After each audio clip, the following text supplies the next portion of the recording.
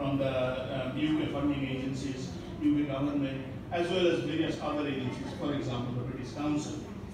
But this is important to understand what is happening, because I am of a very strong believer that anything that we want to do for countries like, say, in Southeast Asia, and this is exactly what we understood from activities in Africa as well, for a long time, we have been given a solution and asked that this is the problem, this is what you should use, without quite understanding what the problem is.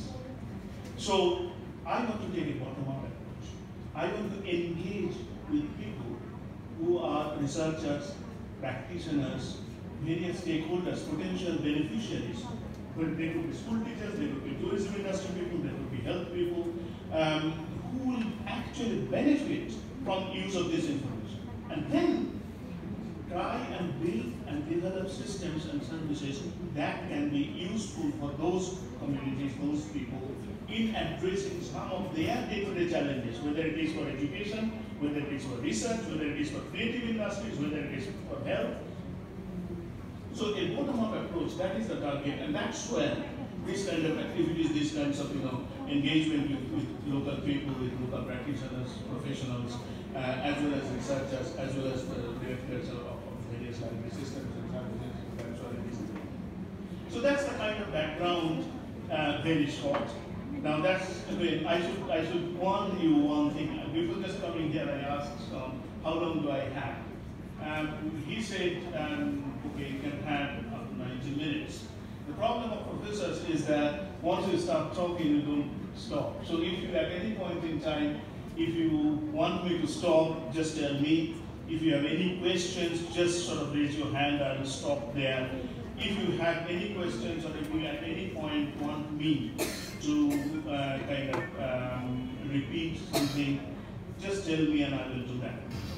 The way these presentation slides I have prepared, and again, this is a very, very short notice with which both Sudatta and I have prepared this. Because this just happened, as I said, that this was it. So what I will do is, I will take you through some of the concepts behind the future digital libraries that I have in mind. And then, through this series of slides, there's one section where we come, where my wife Sudatta has more expertise than I have. Okay? And I don't feel ashamed to say that. I don't always say that at home. But here publicly I have to accept it, because she can explain those things better than I do, and then I will come back again. So in between these presentations she will come. Now, in addition to those projects that I'm doing, I'm doing various other research projects with various other universities around the world, not only in Africa. I have partners in other projects. I have partners in the US, China, Europe, and there are different types of projects that I'm doing. My talk is open access content and data management. Now, data management is, I briefly talked about the content management, etc., but data management is again another area of my research. I have just supervised a PhD, finished supervising a PhD student, so that's from the academic side of it. I run an international group that tries to understand the various challenges related to research data management around the world, and we have conducted surveys in 30 countries to understand how research data can be managed and what are the challenges and so on. And at my university, I sit at the kind of university top level policy making. So all of these will come together. So in my presentation, when I talk, I will try and blend my personal experience, professional experience, as well as my understanding of all of these things. There's one more thing that before I begin my slides, because once I start the slides, I'll go through and follow them. But before I begin, there's another hat that I wear. Okay, you can see that I have to always wear hats because of the runway on my head.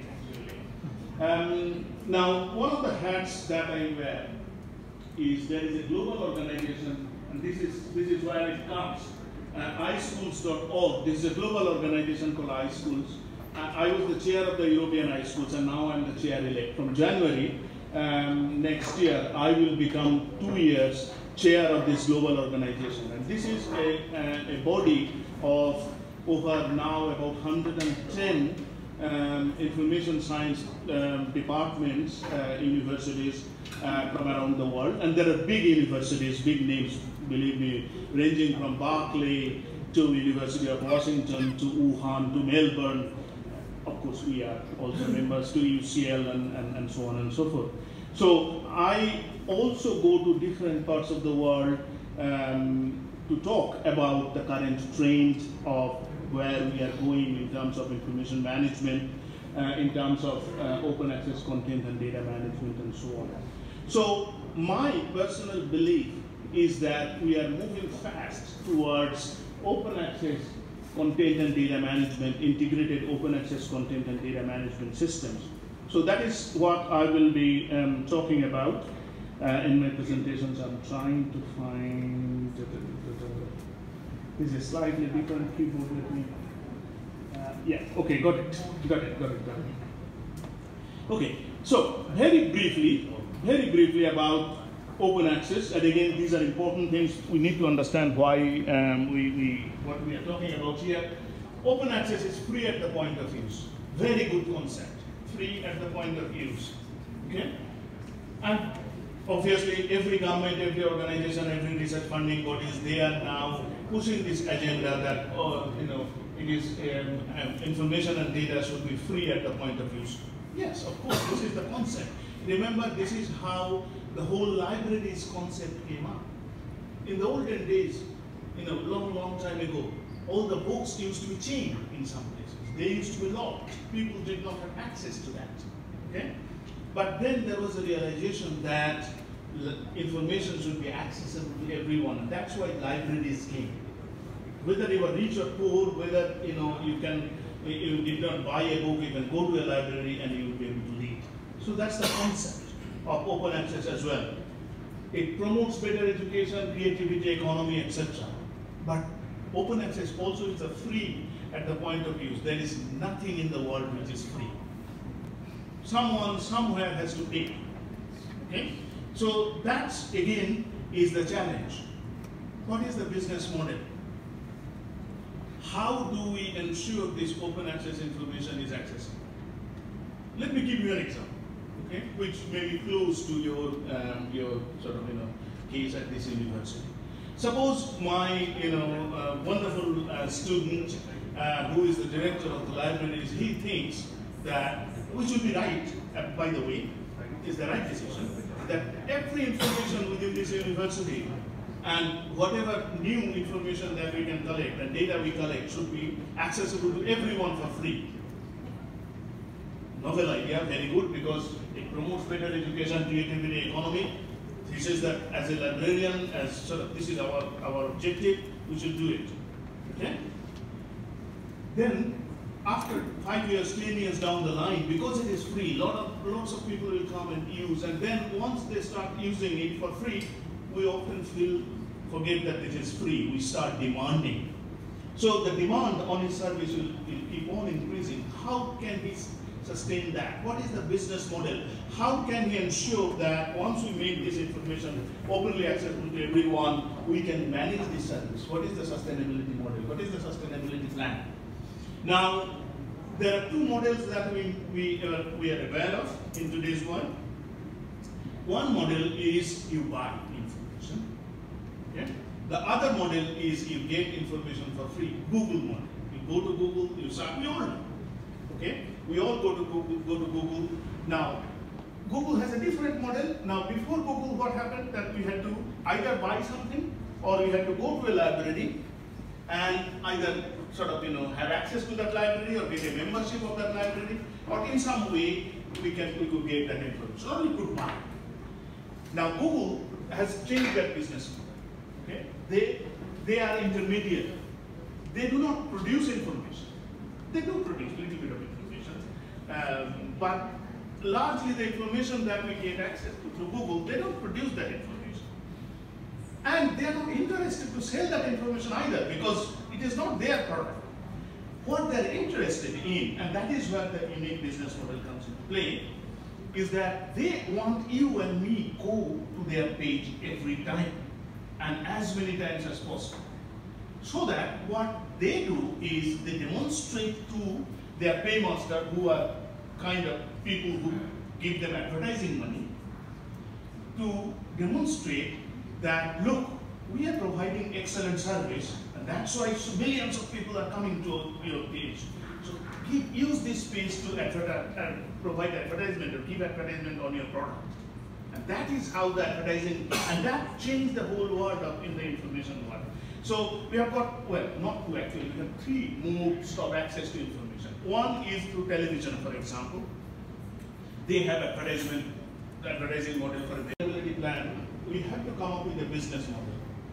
And then the question is, there is one more thing, that open access is very good, but how do we protect the rights of the creator of the information?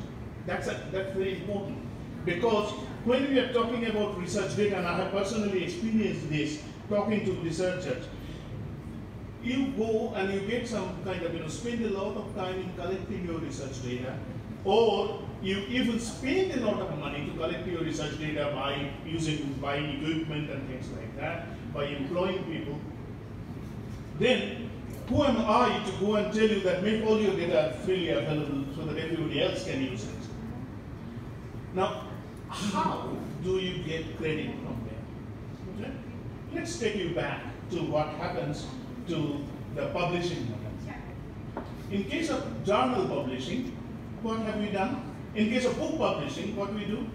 For book publishing, author gets royalty. There is a direct benefit. And we know this, both Sudatta and I have written many books together, and I have written many books alone as well, or with other authors. We know.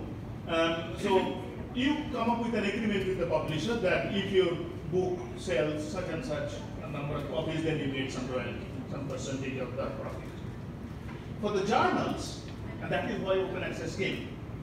For journals, the model has been different. And believe me, we in the academia, and also sort of other people who do research in one way or the other, we really, if you ask, if you just sit down and think, you will see that how is it possible? We produce some research, and that research is funded by someone, okay, or we spend our own time and money to do the research. We write a paper, again, there is a lot of time and effort. We take that paper, give it to the publisher.